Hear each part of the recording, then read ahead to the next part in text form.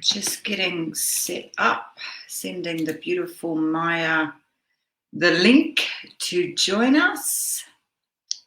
Say hi as you're coming on, guys. I'm just getting it all set up. Where am I going? Oh, yes, Safari. How is everybody? Give me a word for how you're feeling today. Really hoping this is going to work, guys. What am I doing?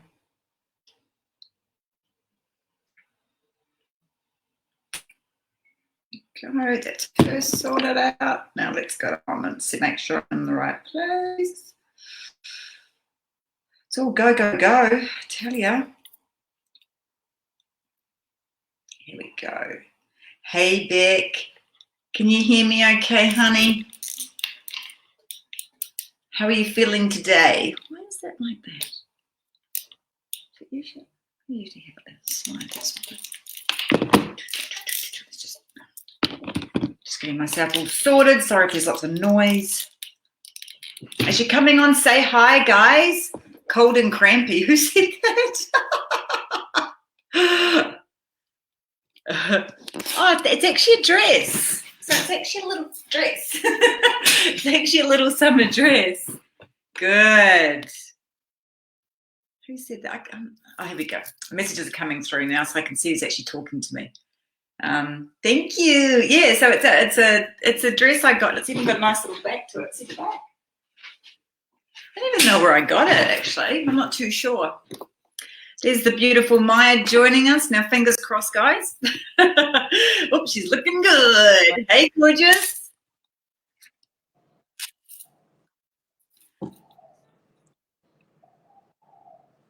Can you hear me okay?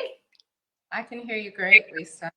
Awesome. Yay. Now, we're not gonna stuff around because we've had interesting times again with the internet.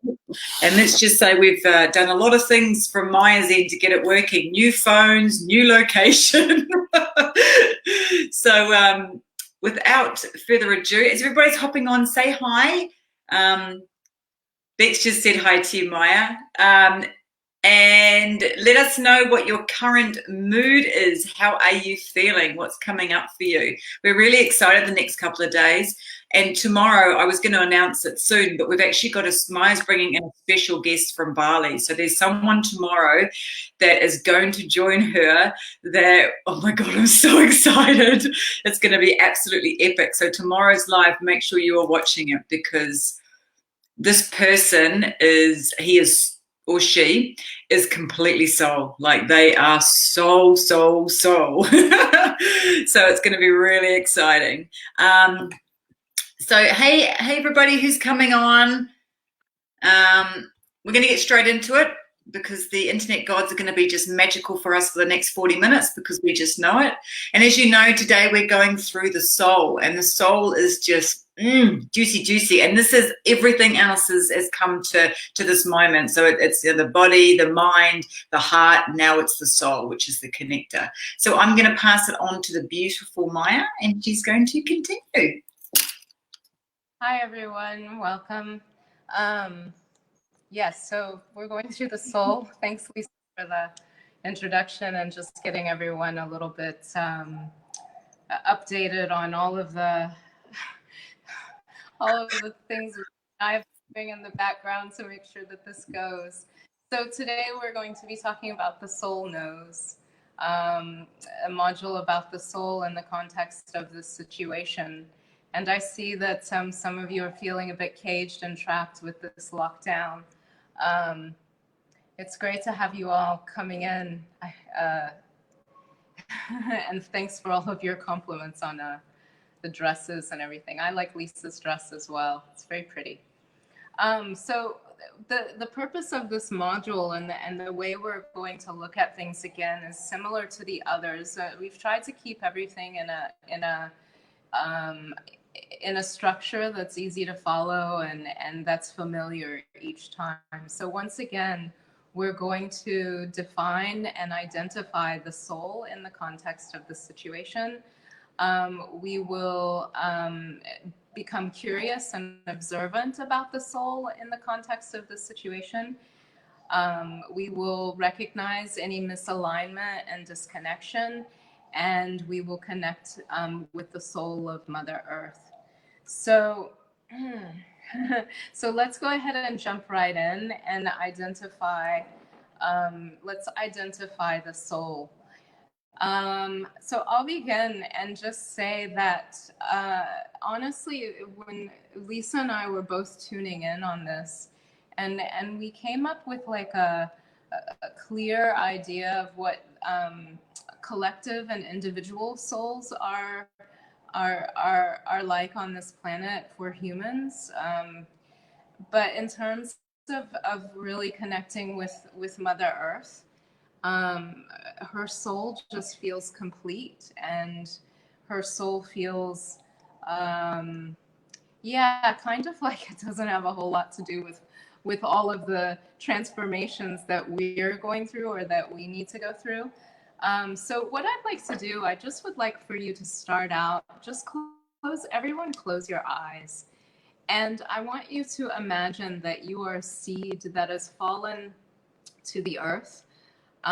Perhaps you fell from the hands of a human, or perhaps you fell from inside of a piece of fruit.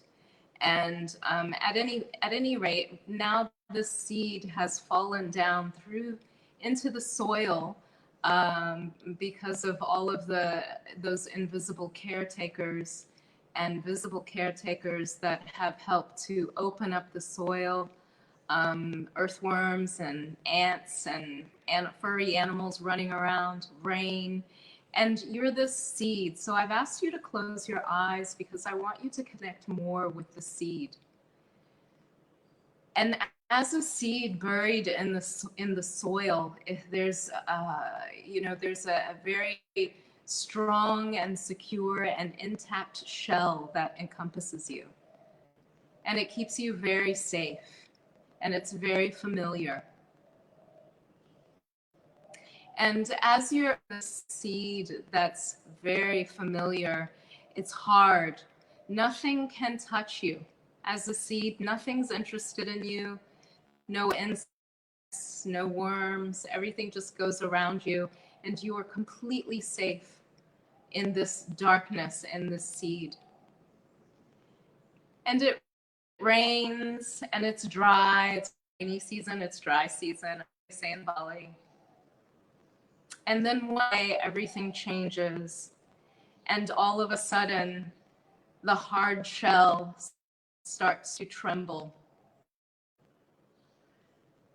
Everything you know, everything you've understood, all of that safety and security, the familiarity with the darkness,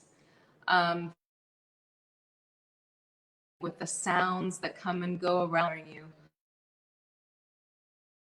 be disturbed as there's a begins to break.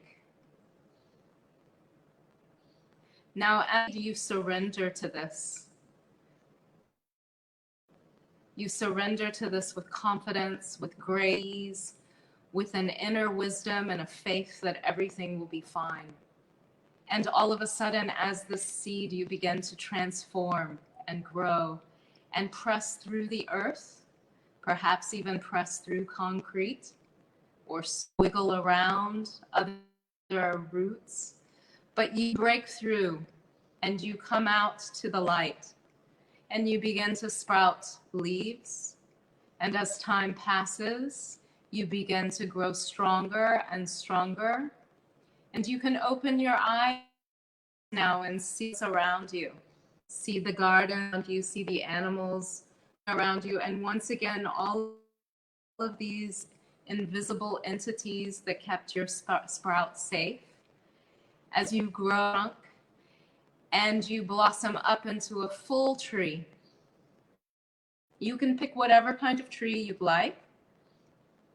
And now your tree will begin to bear flowers. It's springtime.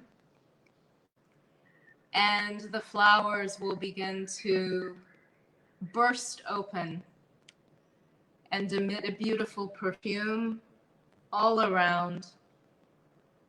The birds come, the butterflies come, and then you will continue and you will change from that flower into pieces of fruit.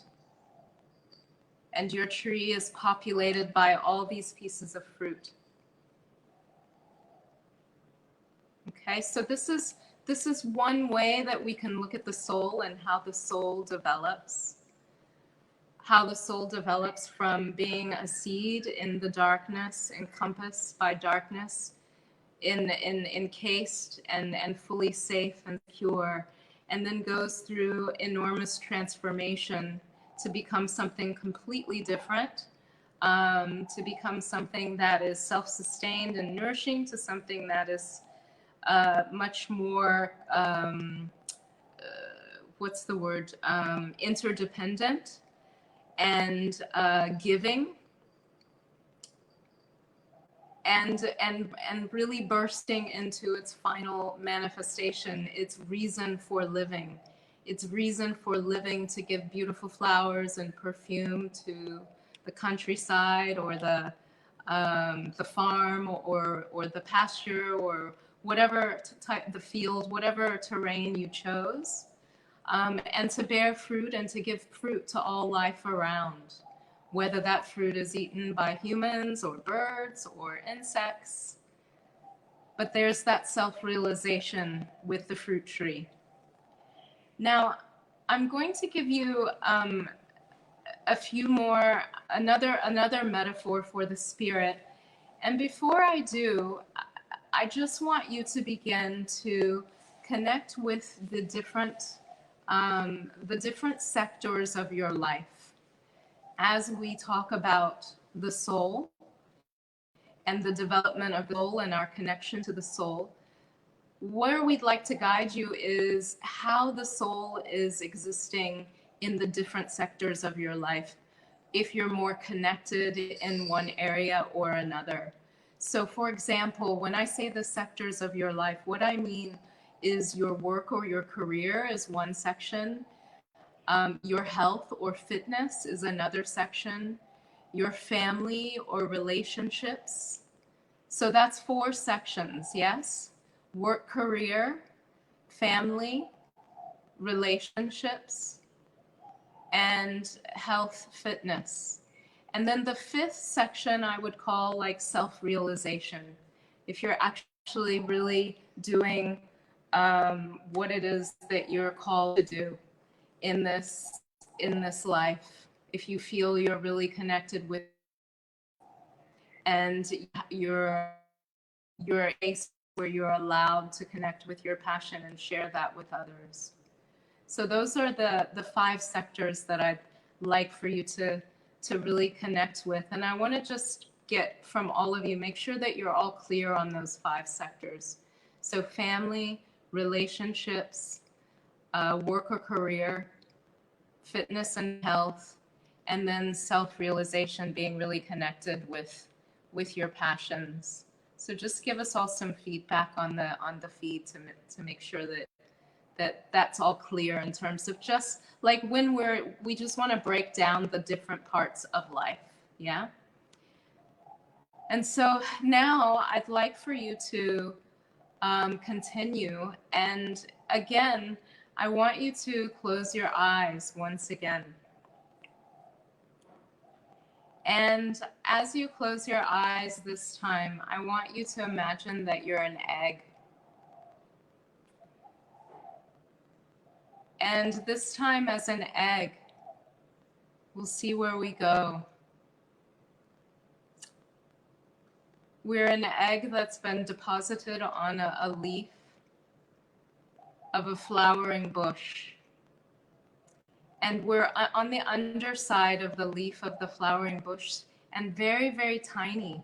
So no one sees us. We're really protected by the rain, by other insects, by everything suspended in the air, and just holding on to the backside of this leaf. And it feels very safe and secure inside this egg. And inside this egg, we have all the knowledge that we need for life. Everything is clear.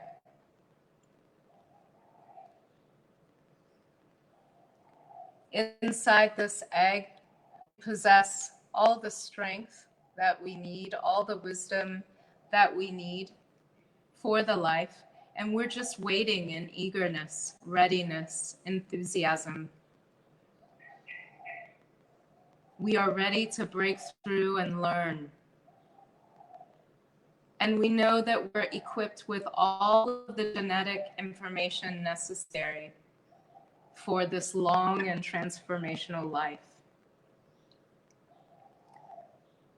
We feel completely supported and completely stable.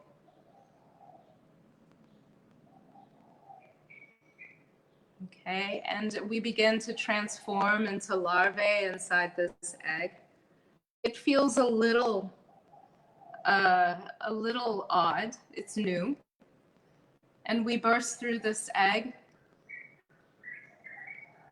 a bit less stable for a moment, but then just surrendering and knowing and having faith and trust and knowing that bursting through this egg as a larvae, everything's going to be fine. And we turn very quickly into a caterpillar.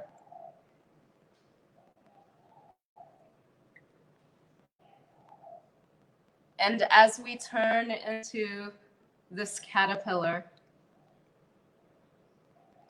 we begin to walk with all of our legs, hundreds of legs, on these leaves. And we munch the leaves. We have this bounty of leaves. And it's beautiful.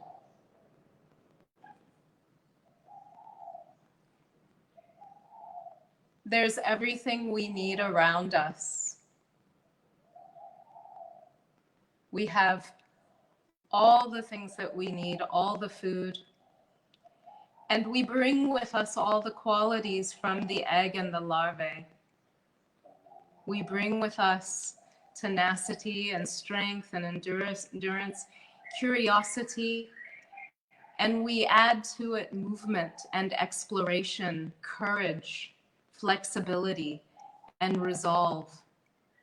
We are now engaged. We move from feeling eager and enthusiastic and expectant to curious, explorative, flexible, movement. And we move across leaves, we move across ungainly twigs and sticks. And we eat everything we can eat. It's wonderful. The earth just gives everything. There's so much to eat. Any of you who have gardens will know that caterpillars pretty much everything they can get their little feet on. And so we move with flexibility, courage, resolve, and we glide easily with grace and joy across all obstacles and with diligence and dedication.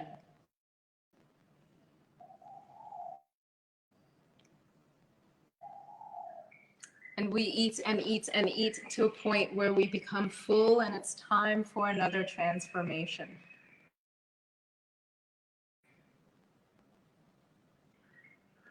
And we begin this transformation as we spin this web around us to form a cocoon, moving with boldness, courage, and again, knowing that we have everything we need to move into this next stage of transformation.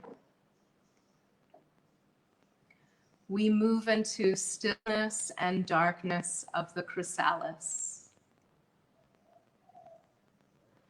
And now we are in the stillness and darkness of the chrysalis. Now in this stillness and darkness, we have to surrender because we've moved now from having hundreds of little beautiful feet and moving around and exploring and seeing all these amazing things. And now we're in this tight space, dark, still, that we surrender to.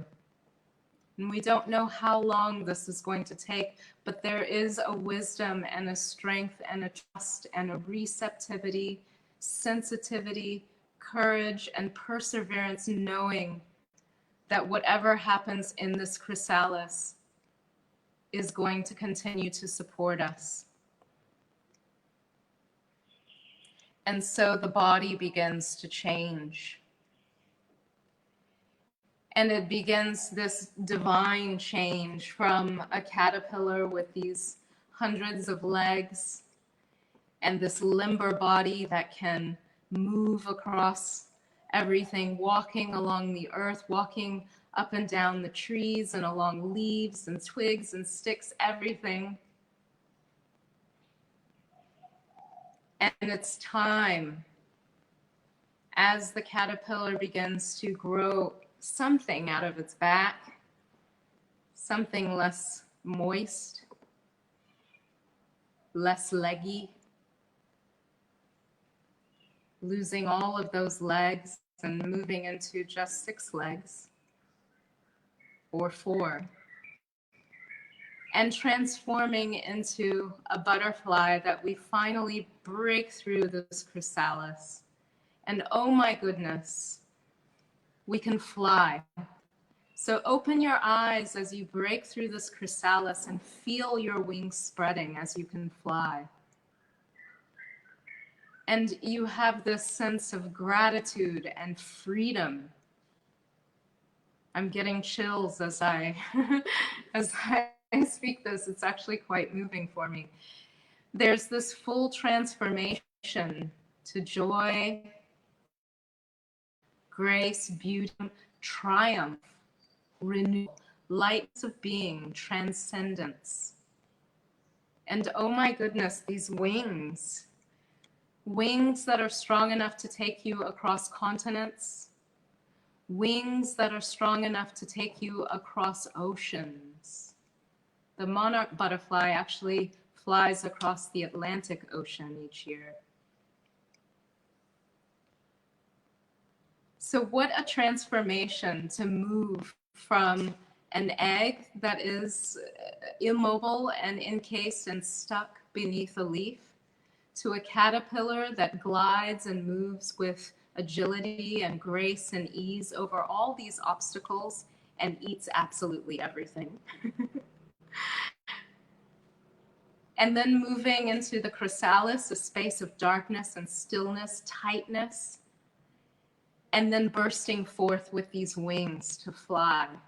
So moving from a being that is immobile to a being that walks the earth to a being that flies. The butterfly is one of the most common transformational symbols used in many different philosophies and texts and religions.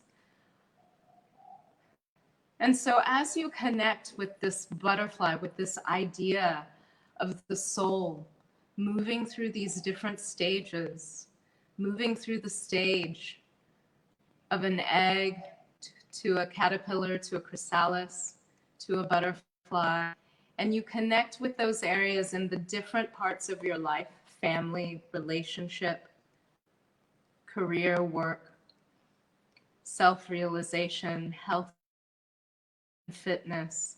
How does your soul in each of those of your life?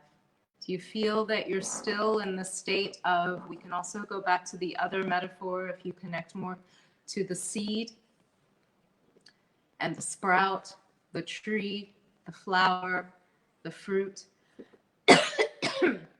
Where are you connecting? Where is the soul in its journey as you connect? Excuse me.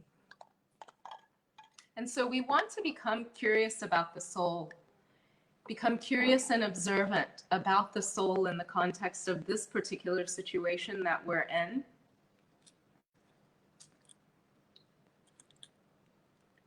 Yeah, that's great, Bex. Yeah, butterflies often show you that you're on the right track. That's great. For me, it's dragonflies. But I love being visited by butterflies as well. They're so beautiful. And there's so many different kinds here in Bali.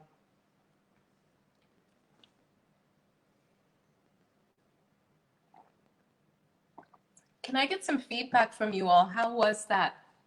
How were those metaphors for you? Were you able to relate to one or the other? One more than the other? In terms of your soul's journey and the sectors of your life? Lisa, did you have something you wanted to add? Are you I was, good? I honestly, I had so many visions of myself going into the cocoon in different areas of my life, relationship, work, and then coming out as that butterfly. I actually had tears coming down my eyes, like it really resonated. And was just reading what Hannah said, and that she feels like right now she's retreated again, like gone to the cocoon to come out and become something else. And I really feel that. Yeah. I really, really feel it. And it was quite emotional for me, actually. Lots was coming up for me. Yeah. Mm. And we have lots of butterflies at the moment. They're everywhere, everywhere. So, yeah. Oh, beautiful. Cool. Very cool. Yes. Something in the context of this situation. I don't know if you remember, Lisa, but when we were working on at the retreat in Bali, I remembered those first few days. All of a sudden, there were just so many more butterflies. Remember, they were following Sky around, and we were like, "Oh my goodness, what's going on?" It's like there was always a caterpillar with Sky. It was just unbelievable. Yeah, there were lots of caterpillars as well. She was going into her cocoon. Yeah. They really during the retreat. Mm. Yeah. Yeah. So I want to know, Lisa, you're more than welcome if there is a specific sector or something that's come out for you, just one example in a sector that's strong. If you want to share that now, or if you want to wait a little later, up to you. Yeah, no, actually, I will share it now if that's okay, because it was the big one that was coming up to me, and it was really it was really the one that I'm just going to mute you out, mate. The one that really was my biggest transformation, and it was coming forth for me, and it was more on my soul work. It was more on my it ties into everything, but for me, it awakened me into a space of when I went really deep into a cocoon. I was doing a corporate job. I was working my ass off. I was in an alcohol company, and if you know my story, I was also heavily into drugs. I was numbing everything. I was just in a place of self-abuse. I was in a place of just, that caterpillar going over and just doing what it needed to survive, really, just doing what it needed to get through every day, just doing what it needed to numb the pain, to find myself in a place of disconnection, misalignment, really self-abuse, not feeling loved. But I did what I did to every day to actually to do what I needed to do to get through that day, pretty much. And I was doing a corporate job, and I remember the time when I actually stepped in. I actually went into that cocoon, and it was when just after I'd woken up from a drug overdose in hospital, and I knew I had to change, or that was it. I knew that this was the massive turning point in my life, and I couldn't be that caterpillar anymore because it was full and it was about to combust if I didn't do something. So I love that metaphor. So then, I went into my cocoon, and even though it was messy, even though it was a place of really becoming and giving birth to who I am now, I knew I was protected. There was things that were I knew I had my security. I knew the universe, basically, God, whoever you believe in, was going to actually provide for me. I had just enough money in the bank to make it through, because I actually quit that job and went and did a complete 360 into a 180. Into a new job. I started working for myself with pretty much nothing in the bank. And I've spoken about this if you've seen my story. But I did it because I knew, because it was that my soul was dying. My soul was calling out for it. My soul was not connected. And actually, if you remember, in the last program, I talked about, when we did the soul, I talked about the one time that I really connected with my soul, when I realized that I needed to wake up and do something different. And then remember when I had the soul actually came into my body because it was too scared to be in it. Well, this was when I was in the cocoon. If you did that program with Maya and I. And I was in the cocoon, and I'm doing the transformation, I'm doing the work, I'm doing all this beautifulness, and I'm feeling that a lot of people are sitting in the cocoon now. And then I remember, you know, when I awakened, I went to Bali, and it was a little bit like Eat, Pray, Love, but with a husband. And I came out of that cocoon, and I came out, and I was just like, what, you know, what's happening? And I remember it was, I always say it was like a sense of being reborn, and my soul was in my body. I was connected. I was joyful. I was happiness. There was flow. I was moving with grace. It was the completely different feeling, the opposite to what I had going into that cocoon. But I realized that, you know, okay, I came out and I was all happy and joyful, but I realized that the cocoon was the most important part of the whole process. Not coming out, not going in. It was allowing the trust. It was allowing the process, you know, exactly like a butterfly, you know, allowing that you're being taken care of, that this is exactly where you need to go, that you've, you know, gone from in the healing state to come out into the beautiful, into the peace. And that was hard, because at times it's a very confronting thing. And you know, your soul, just that feeling of being in that cocoon and knowing that your soul was taking care of you. And this came to me, I shared with you this morning, it came to me last night, Maya, is that we're a soul in a body. We're not a body with a soul. Your soul is not you, your soul is your body. And I say it again, we are soul in a body.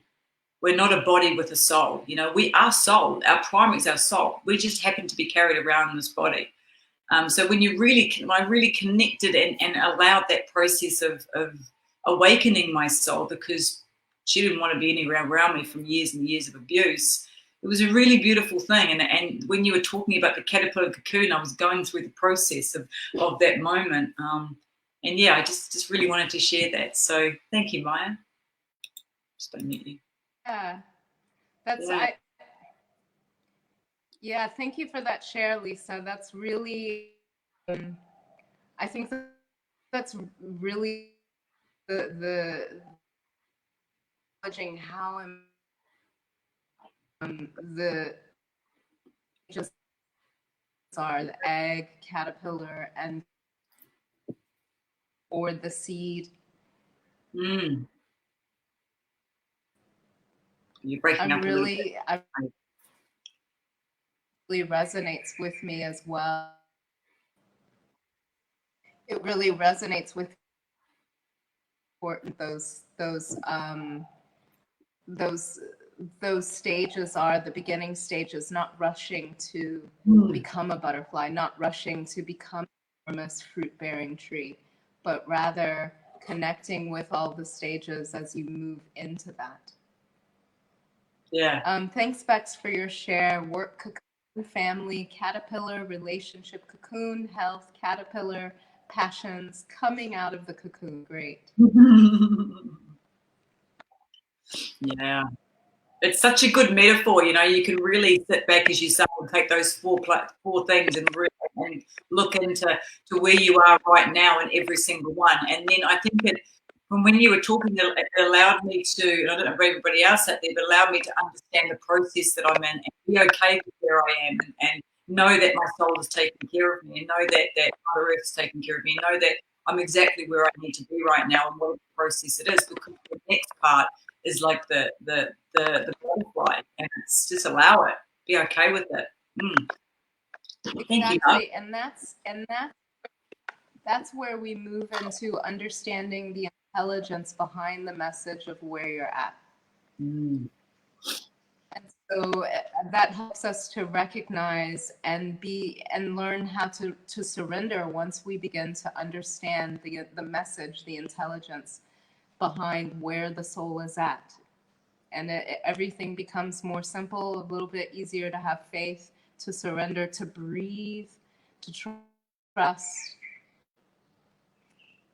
So there are things that we often do. There are actually many different religions actually There are many different processes and modalities available to us for connecting with the soul.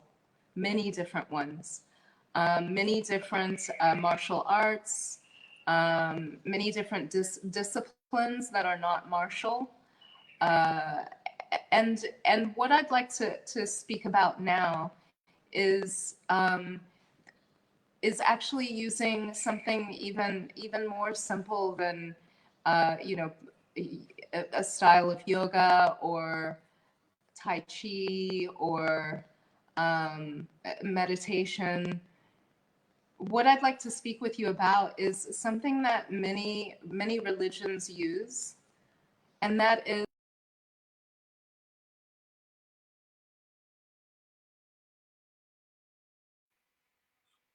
Oh, where did she go?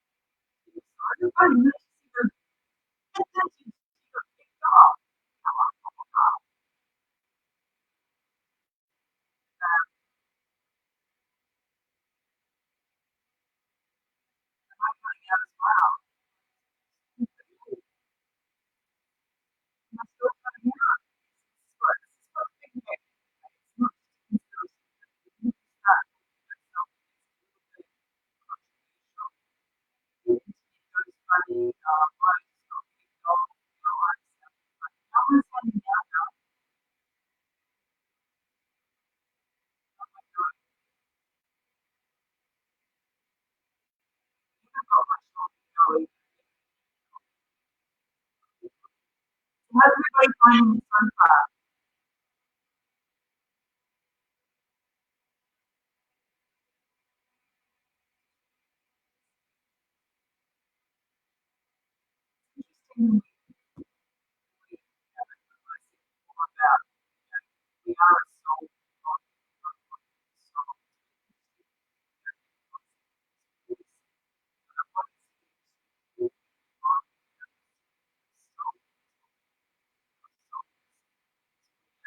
Um, he's back with a deep, with a deep alignment, with the trust, with the unity, with the oneness, with the real, like I almost call it like the coming home to self. When you really connect with your soul, it's like you're coming home to yourself. And it was just such a beautiful thing to have when what I told you about before, when I really felt, it was the first time that I felt connected. I guarantee when I was a baby I felt connected. I guarantee the first few years I felt connected, but it was like I had come home to myself again. And I think about with the relationship and with every integral part, that the transformation or big transformational part that I've had, it's like I came home to myself more and more and more, and I felt more and more connected, which is just such the beautiful soul work. You're back, Maya. Isn't it funny? The minute you said that R word, you got disconnected. We'll see how we go.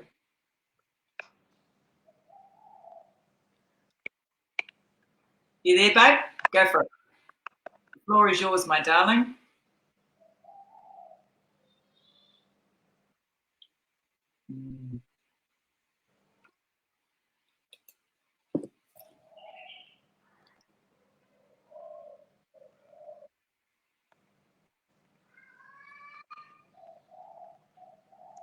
Yeah, okay.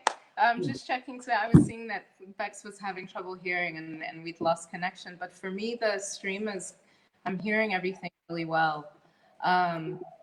So yeah, so the fasting, yeah. So I started fasting 10 years ago, I think it was, maybe 11 years ago.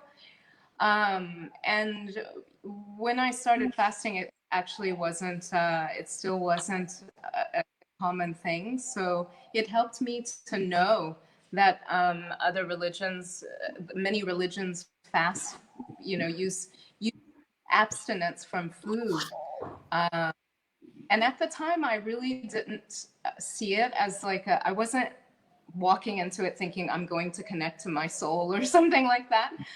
Um, but it just helped me to understand, you know, that the Catholics, they have various days of fasting during Easter and Lent. The Hindus fast on new moons, festival days. Mormons fast the first day of each month. The Baha'i, they have a fasting month that's called Allah.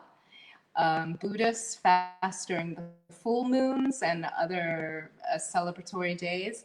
And the Jews also fast various times of the year. And if, coincidentally, this evening we begin Ramadan. So the Muslims will begin to fast. 1.8 billion Muslims around the planet will begin their month-long fasting. That is basically, it's the abstinence of food from sunrise to sunset, something like that. And so, you know, if your soul is feeling called to maybe reduce the amount of food or do intermittent fasting right now, or to fast, now might be, you might be feeling this wave of many other people moving into this period. Lisa and I both actually prematurely felt this wave in the last few days. At the moment, just to give you a really quick, a brief idea of my fasting journey. When I started fasting over 11 years ago, I started with just 24 hours. Moved into, actually, I started with 36 hours, not 24 hours. And then I moved into fasting 2 days, 48 hours, 70. Then I started moving to 5 and 7 day and 10-day fasts. And I did that I did that pretty much for about 3 or 4 years. And I just began to observe my body. It wasn't something that I forced myself into or that I programmed or anything like that.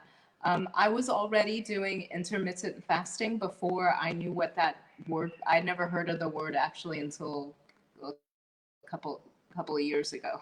So, but I was already doing that. So my body would just tell me, we eat today or we don't eat today, and I just followed it.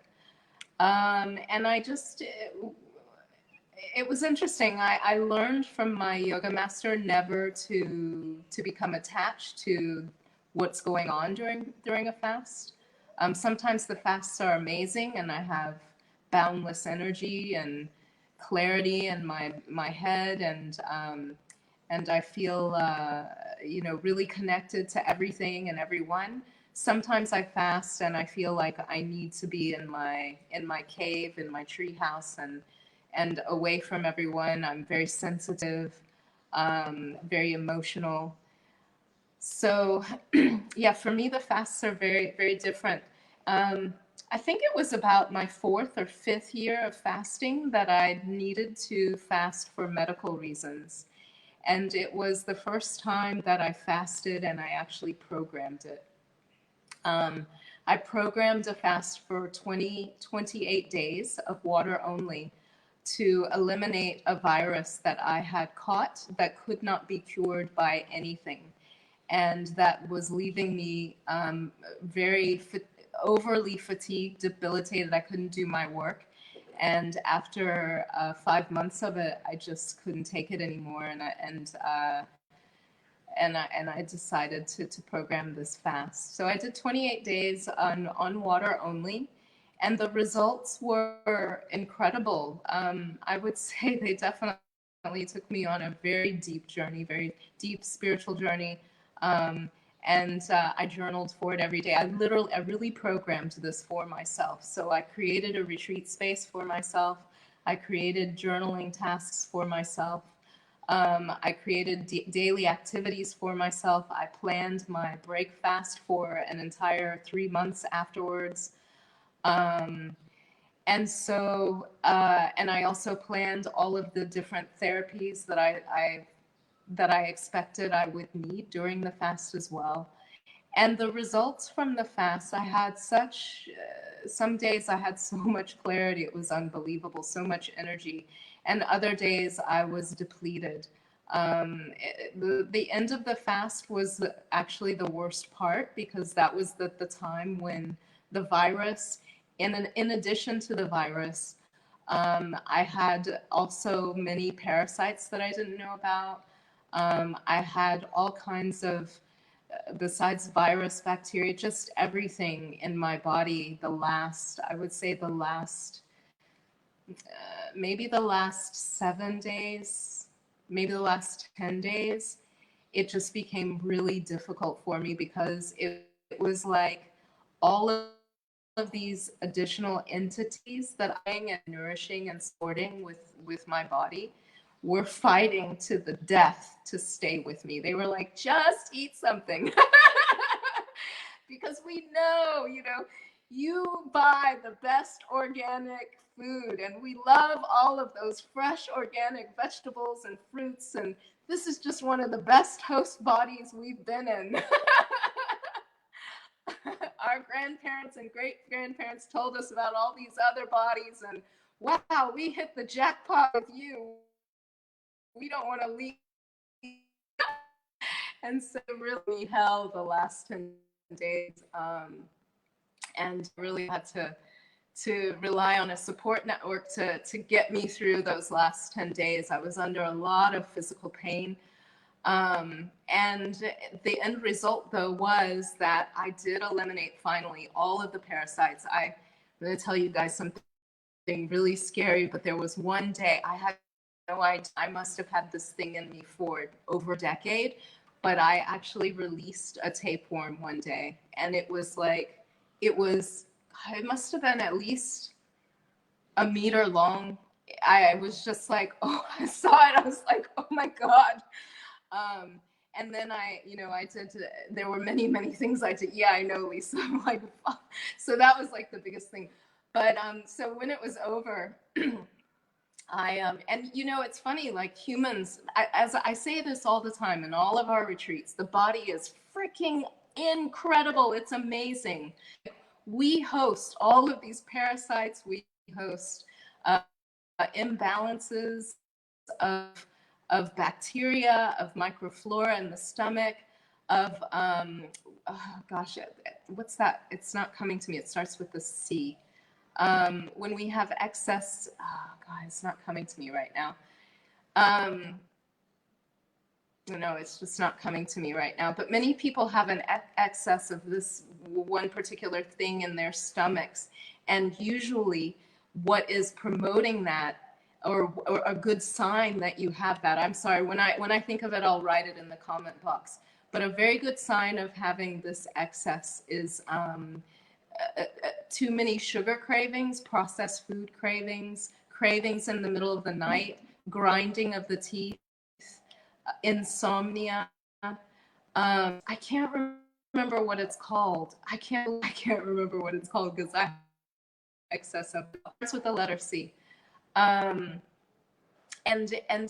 when there's this imbalance of either bacteria or microflora, or too many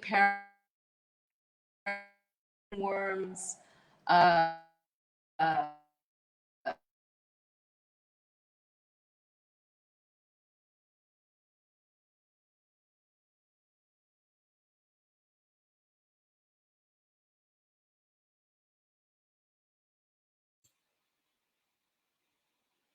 think she's frozen again.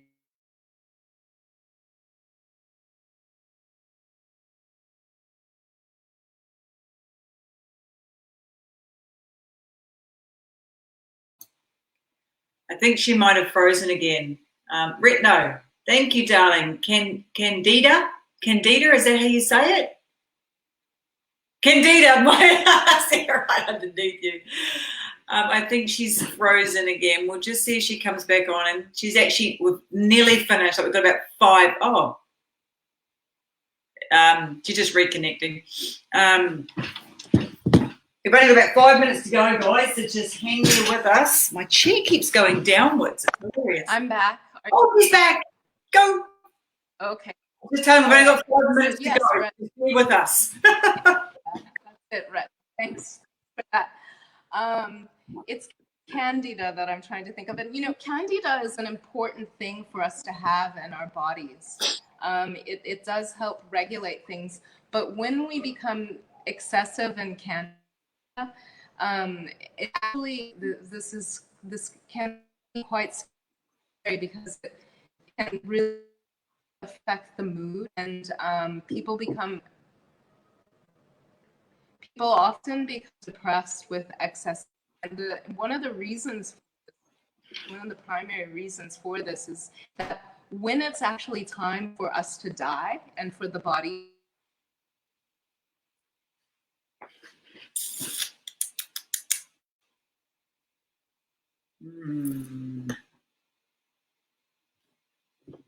Okay.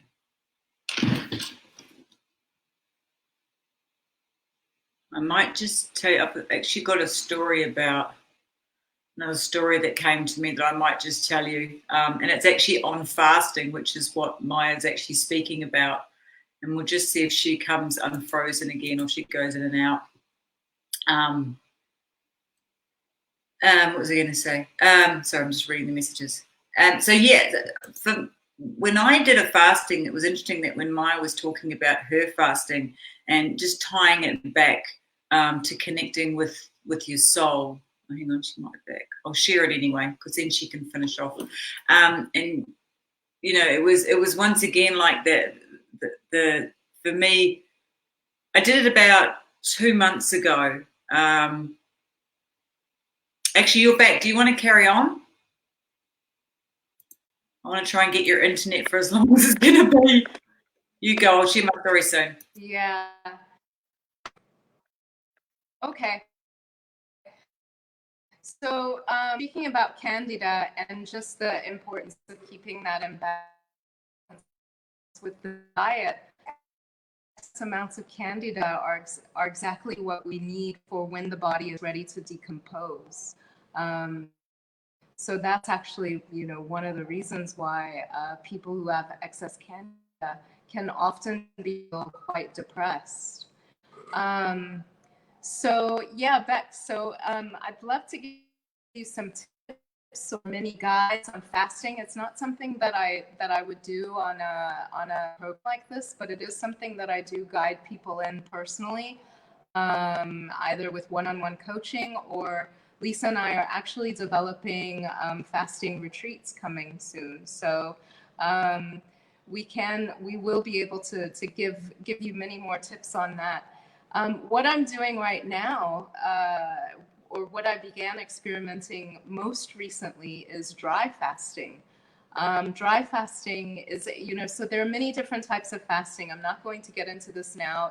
If there are lots of people who are interested, I can give an informational video another time. But dry fasting is another type of fasting that's done where there's no consumption of even water. And the effects are really quite remarkable as well.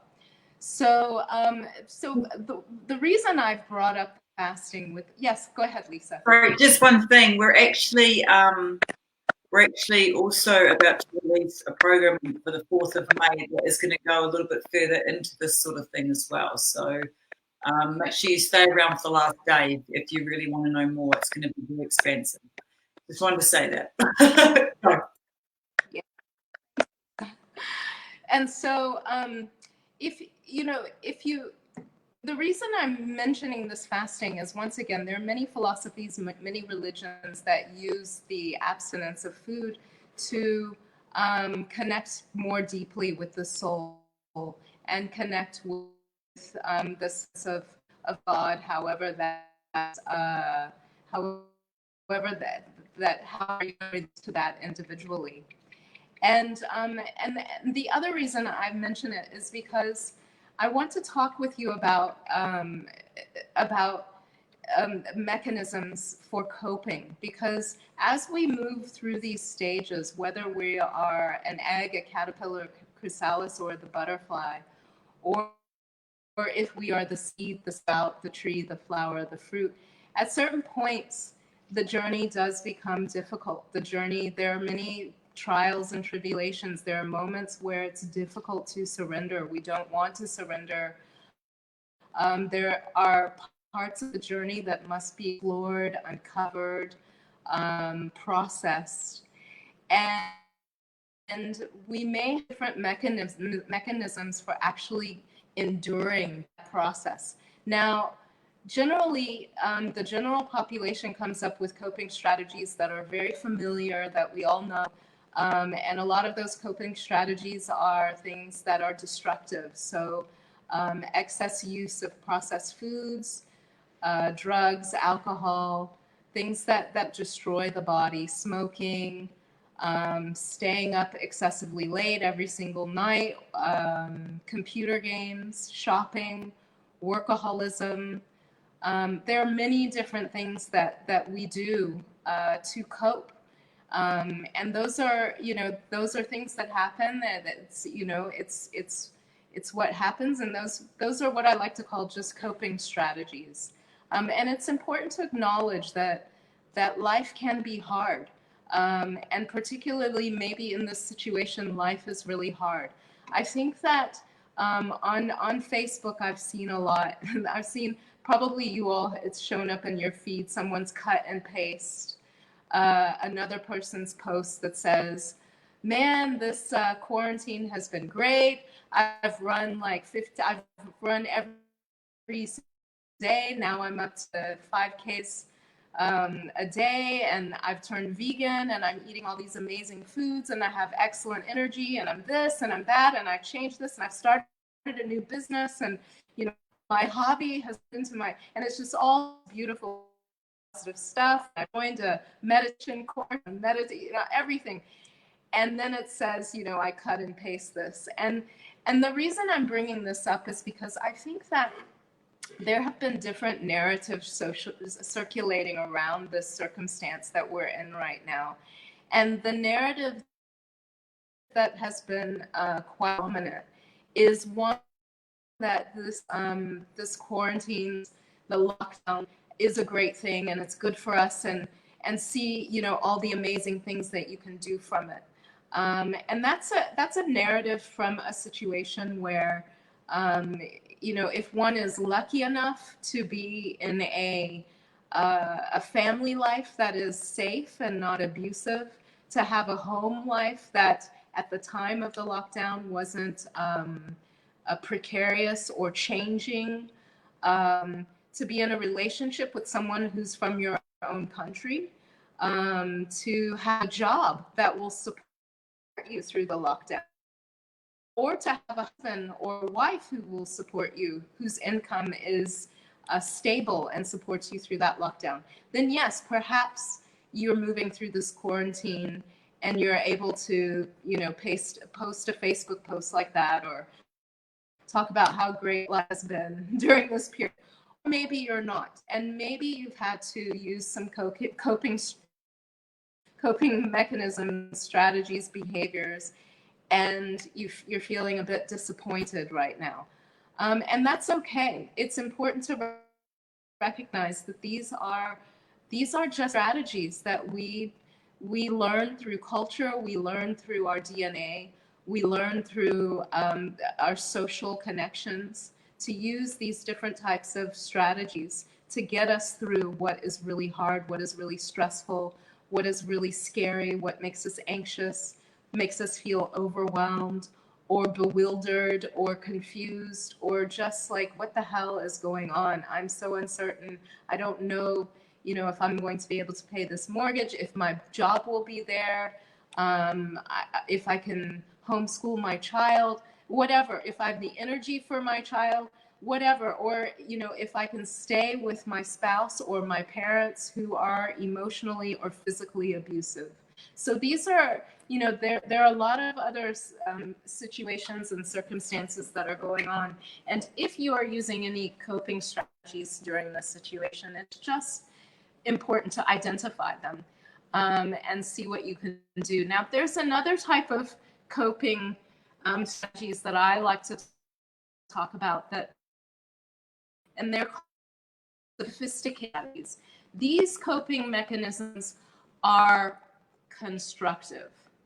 So what I mean by that is that they're coping mechanisms that society has.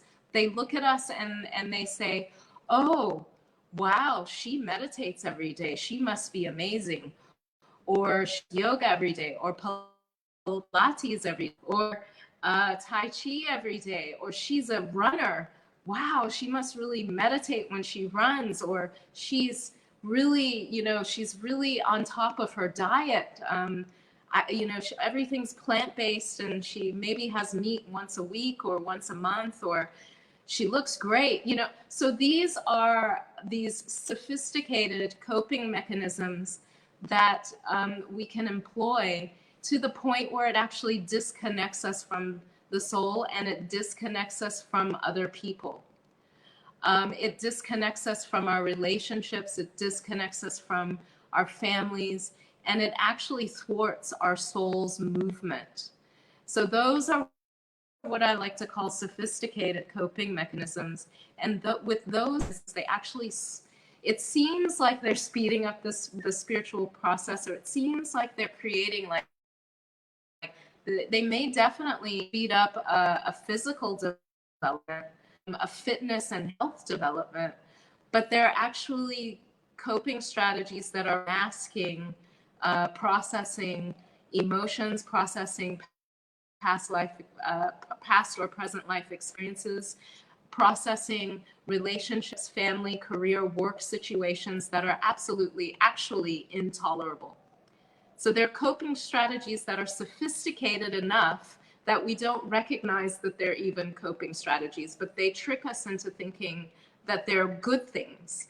And so as we look at that, and we begin to understand these different ways that we deal with life. We deal with being in the stage of the seed or the egg.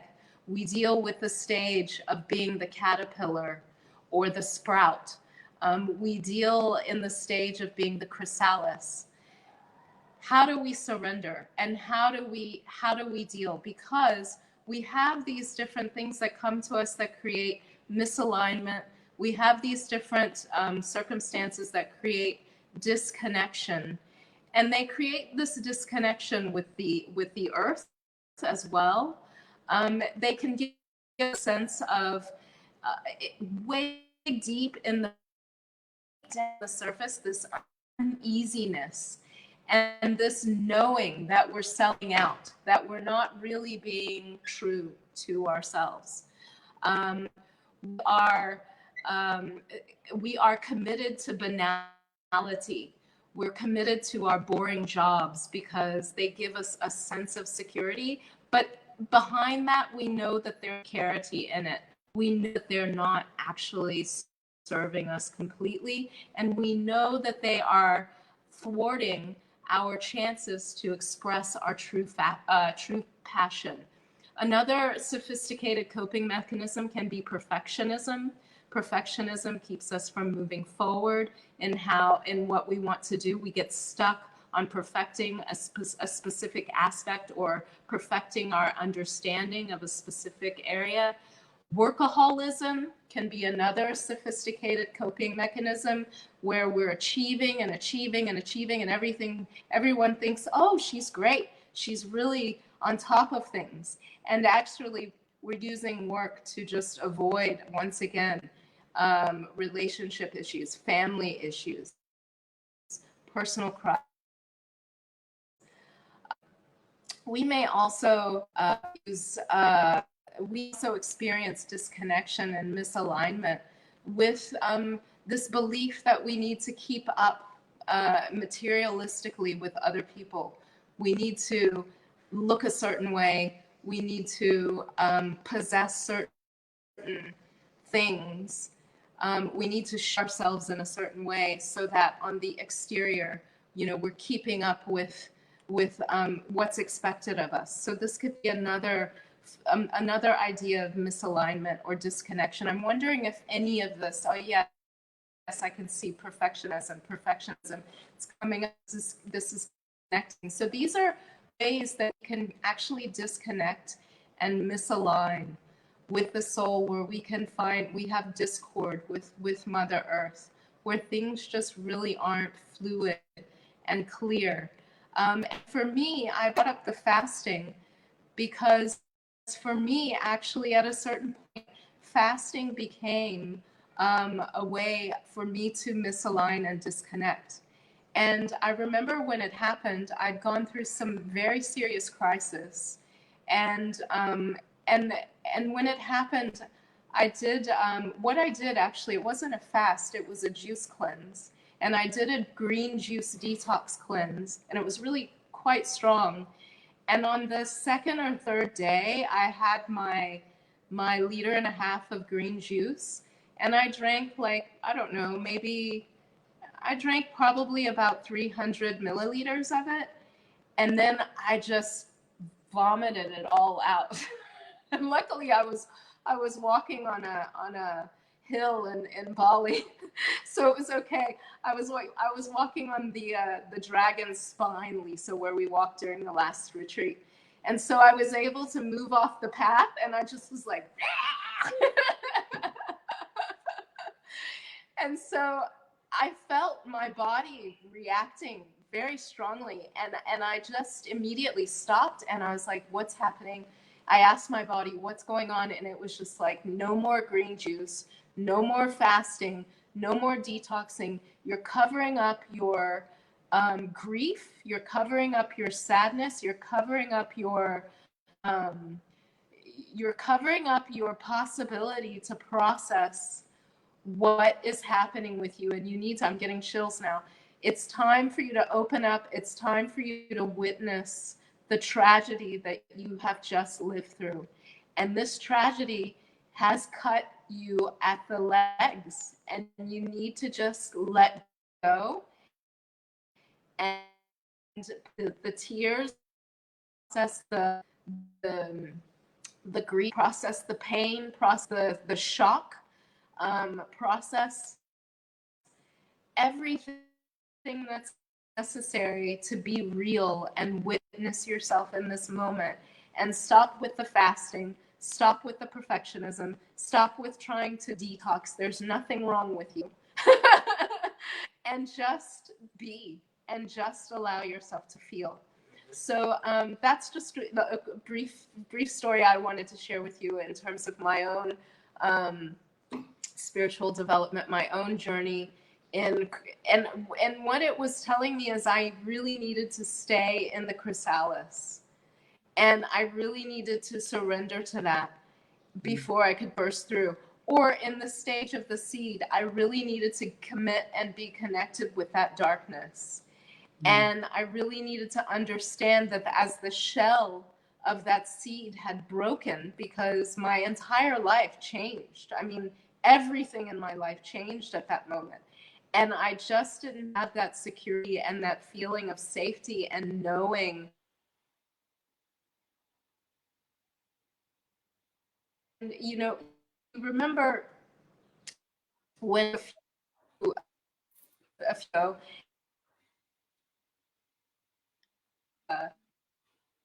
she was no sense of no sense of connection with anything, no berry center, no sense of I think that's Italian actually, baricentro. She had no sense of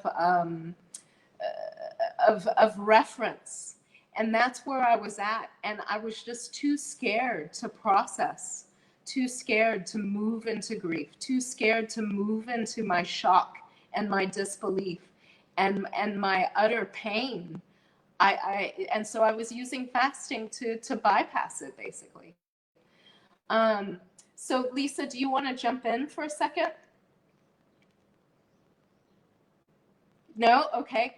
No. So anyway, I do. Sorry, I was like, oh my God, I'm so resonating.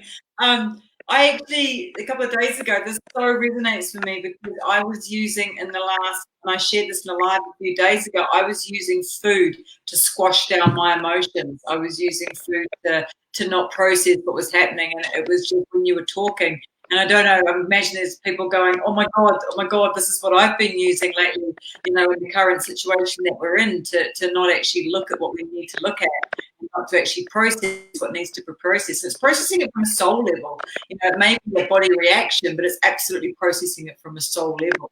And I was just going, yep, that was me last weekend. Yep. Emotional food, emotional, squashing it down. And yeah, it just really resonated, really resonated. So yeah, thank you.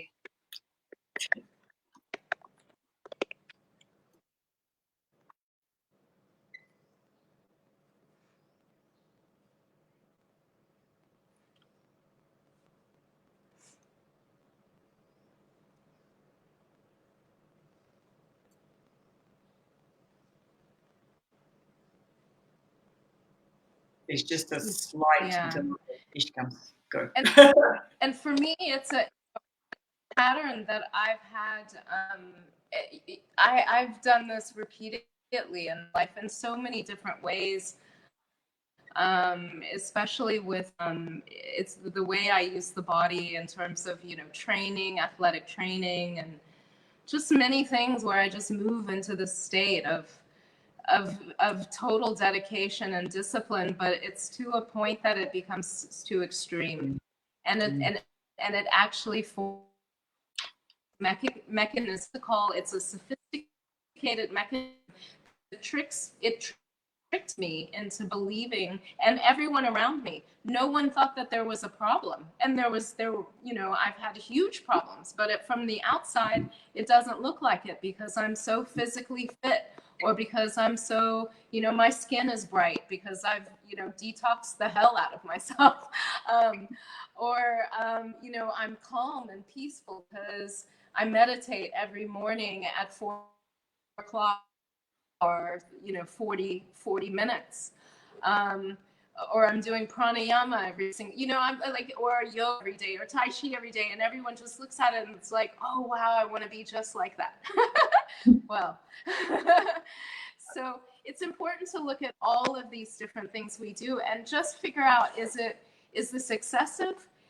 Is my spirit in a healing, or is it in crisis? Is this am I just, are these coping mechanisms that people are recognizing and criticizing, judging me for?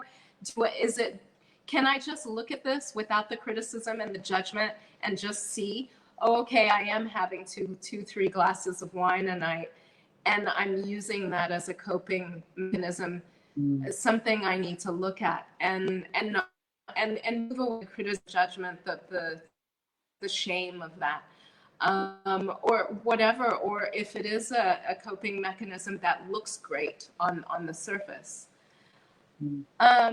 Is there anything else that you'd like to add? Because I think that I'm pretty much at the end of what I'd like to contribute for the seminars. I think, I did have a little story around the first time a couple of months ago when we were in Bali, and you took me through my water fast, because you got clear and connected with it's time for her to do one, because obviously we're about to start retreats. So I had, of course, experienced my first one, and I was just thinking about the whole connection and disconnection to my soul and to my body and to my mind and to my heart that I didn't really realize I had. And I was using sophisticated coping mechanisms that I didn't even know were there. And I was using, I talked about these in the other lives. I was a multitasker. I was a workaholic to keep going when things were coming, when I had any uncertainty or things being, the control was taken away from me, like when I came back from Bali. And I'm just grateful that I did do those things, because it helped me to move through it a lot better. Because what happened is I went into, I didn't actually realize how disconnected like you, I was get up at 4:30 in the morning, meditate, do my breath work, do my journaling, exercise, and I'm doing all the yummy things to feed my soul, the self-love, which to me, self-love is just fulfilling your needs. That's all it is. It's nothing else. Well, probably something else, but you know, and I was doing all these different things, but what I wasn't doing was I actually had disconnection within myself that was actually stopping me from going to that next level of myself and really spiritually, opening up more and connecting more with my soul. And I feel like it was day 3 I went into the cocoon. I remember day 3, I was like, oh wow, what's going on? And everything slowed down. I was even putting my feet on the ground and feeling my feet on the ground, like I could feel the reconnection happening without even realizing that I had the disconnection to have that reconnection. My body started coming. It started actually moving as one, and it started actually understanding itself in a whole different way. I started just brushing my teeth and actually enjoying it. Remember I hated doing the dishes. I was like, or cooking. I was like, oh, for God's sake, it's such a waste of time. You got to eat. And I'd be doing the cooking and doing the process, and I wouldn't be really enjoying it. I'd be trying to get it over so I could get to work. But I started loving it. Mine would like, what are you doing in the kitchen? I'd be like, oh, this is great. I'm loving it. I started cooking. I started really enjoying every moment and getting into not just having to sit every morning in a meditated state. I actually meditated through the day because I was connected. And the biggest thing for me was I started living absolutely in the present moment. Like it was like, I think it was day 5 and 6, I felt like I came out of the cocoon, because we did a 5-day cleanse, didn't we? 5 or 6 day cleanse. And I felt like, oh my God, I'm coming. Oh, sorry, I've muted you. I'm coming out of the cocoon, and everything just looked so new. But for me, it was the connection I felt inside myself. It was like a deeper level of understanding, not only who I was, but what this all is about. There is just so much to ourselves that we've only just touched the surface. And I started really doing one thing and thoroughly enjoying it, being present in the moment of doing that one thing. And my soul was just, my heart sharp, everything was just alive. It was just absolutely alive. And so it was interesting to notice the deeper level of the sophisticated coping mechanism that you talked about, that that we use, and being really aware. This is probably the biggest thing, was I was aware of my movements. I was aware of where my body was going. I was aware of where my heart was sitting. I was aware of where my mind was so clear.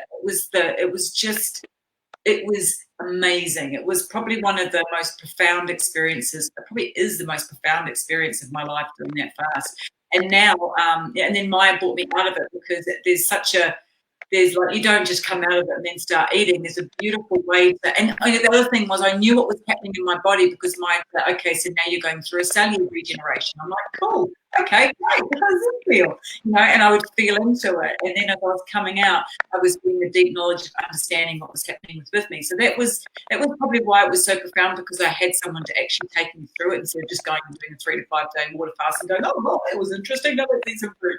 I honoured my body. And I do remember the first thing I had was a glass of coconut water. Holy shit, it tasted like a peach infused, I don't know what it was. It was unbelievable, because my taste buds come back to life, and all these sensations in my senses, and I just felt the connection to my soul. Like it was like coming back into my body, for coming back into my body, my real body. So yeah, I really wanted to share that, just so people can understand, sort of bringing everything that you were talking about into life, and having experienced what you were talking about. It was really profound, and it still is. Like, I'm still, for the first time in my life, in my body.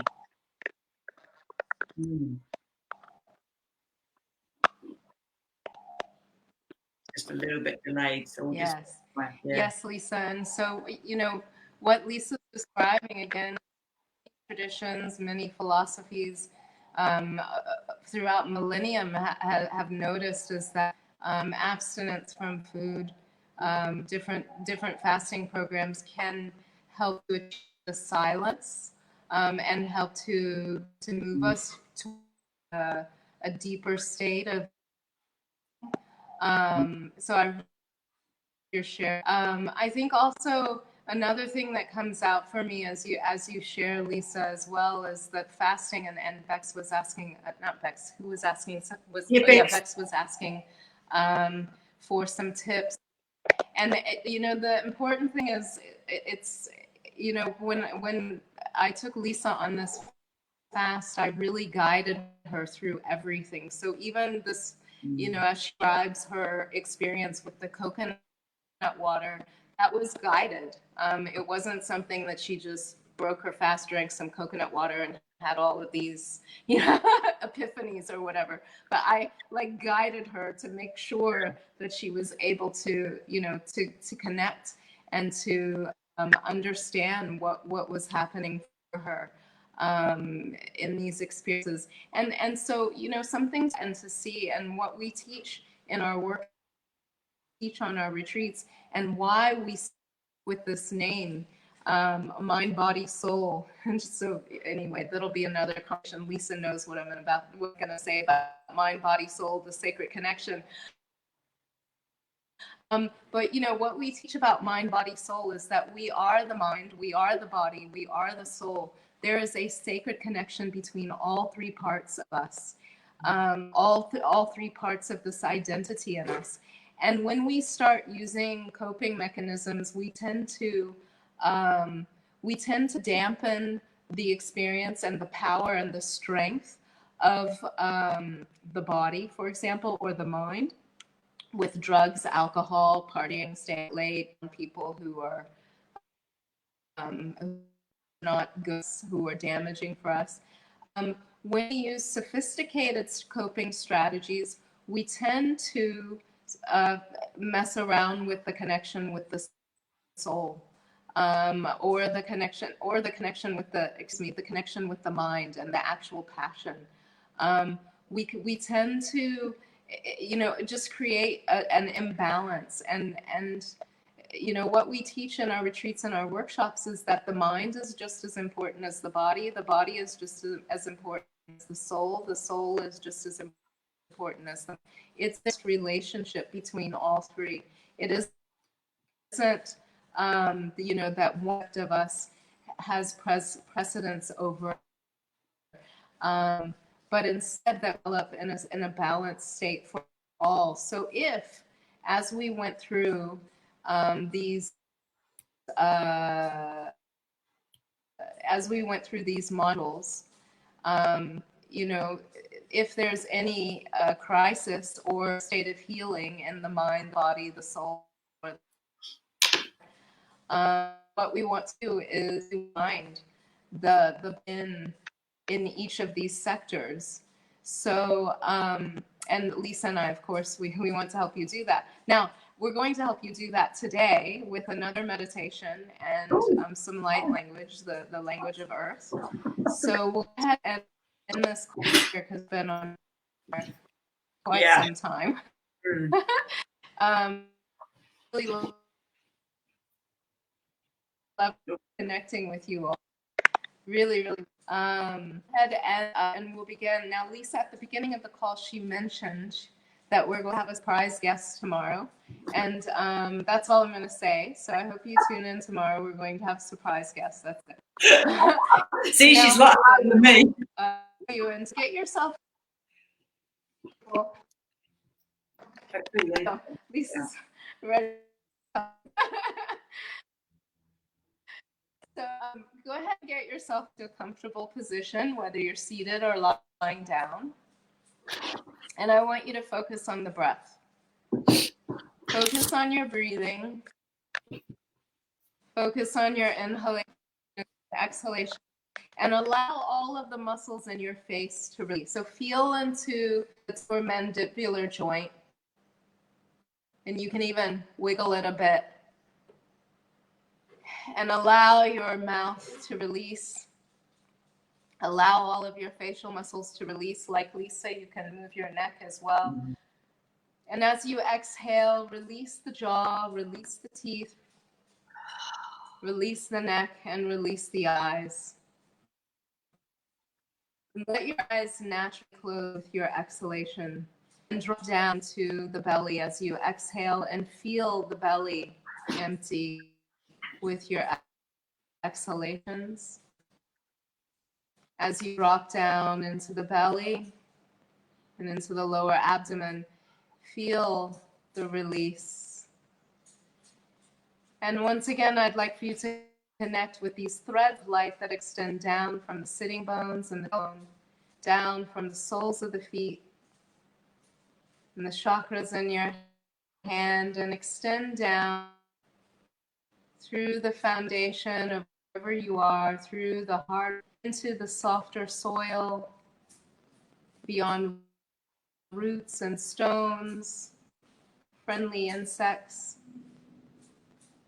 and worms, moving on down through the minerals until those threads of light that weave so easily and gracefully and gently with Mother Earth's core. And as you exhale and connect with the core of the red hot molten lava, exhale and release all your cares and worries, anything related to this current moment.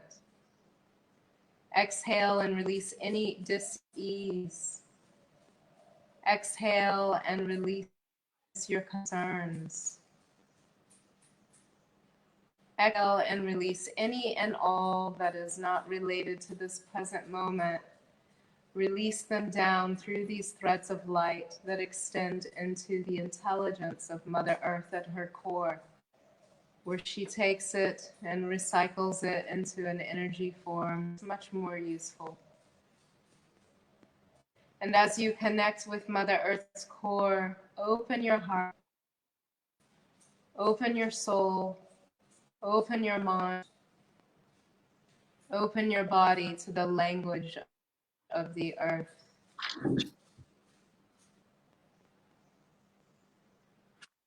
Urokoa shastia noa tati. Ia krua makoro pasicha nia taha. I buku shakurokua mata. Ia maria kaha. I shakurokua matia. Ia kuru kutukurua mashania nataha. I bakia. Masoroko anatia uria mushanitati. Ia bakukara. Ia basuraki. Ia monoa karoku. I malala. I lolula karokaniata. Ia boa ki anaya to ayamu anakaya kuruka mata.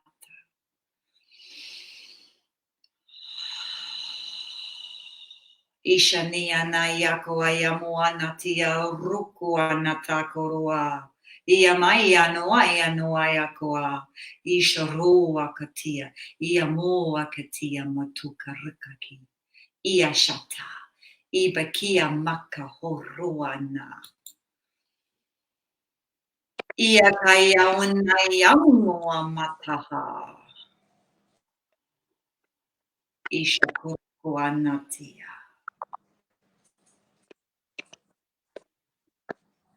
Now I want you to do a inhalation.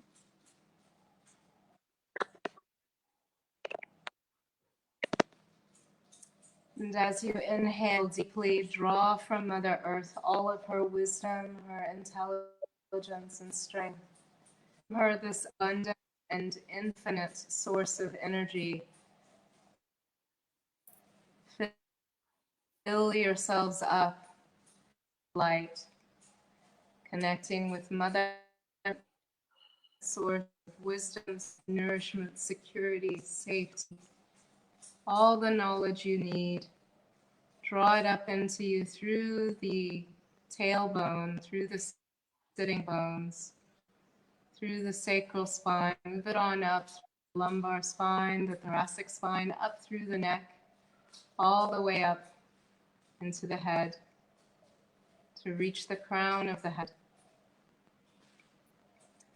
And as you inhale and reach the crown of the head, open up the crown of the head and allow the light from the skies to penetrate down through the skull, through the crown of the head. As you breathe, deeply 3 times. We inhale deeply the energies of the sky and the energies of the earth. Inhale deeply and feel that inhalation fill your lungs.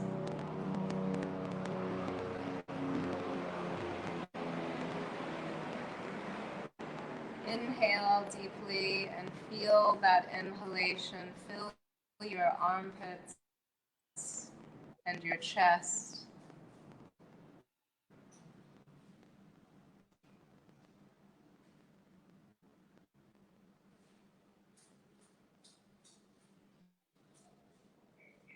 Inhale deeply, and as the inhalation fills your lungs completely, the armpits, the chest, allow that inhalation to extend all the way to your extremities as you wiggle your toes and your feet, as you wiggle the fingers of your hands. And when you are ready, open your eyes.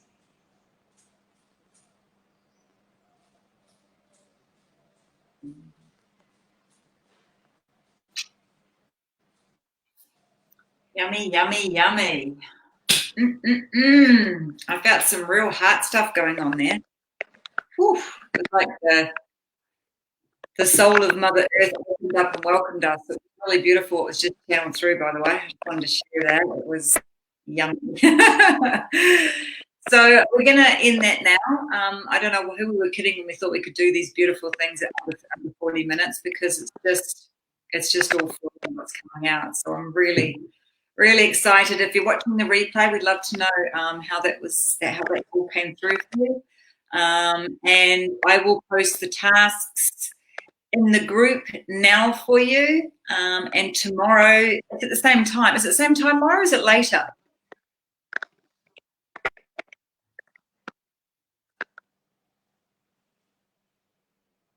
Yes, same time tomorrow. Same time tomorrow. Okay, cool. So I just want to read, Beck just said that her heart and midsection was pounding. It was doing exactly the same for mine. I just felt my, like the soul of Mother Earth, and then it connected to my heart. So yeah, I get that. Beautiful. Thank you for sharing that, Beck.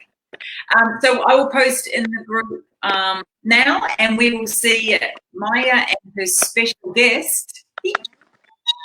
I'm so excited. Tomorrow, same time, same place. Yeah. See you guys tomorrow. Thank you so much for joining us, guys, and keep the momentum up for the post, for the task. And just one thing on that too, just while I think about it, still don't stress if you haven't got them all done or you think you're laying behind. We're going to give you probably until next Monday to get them done. So you've still got a whole weekend.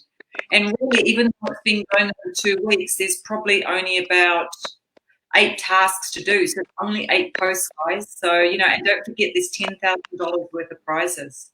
And a lot of what we speak about is what the prize is going to be. So really get in there and do those posts. And don't worry if you've fallen behind, because there's no such thing. Just keep doing it and going. All right, guys, sending you so much love. Maya, is there anything else you want to say, gorgeous? All good, yeah. All good? Okay, guys. See ya. See you tomorrow. Mwah.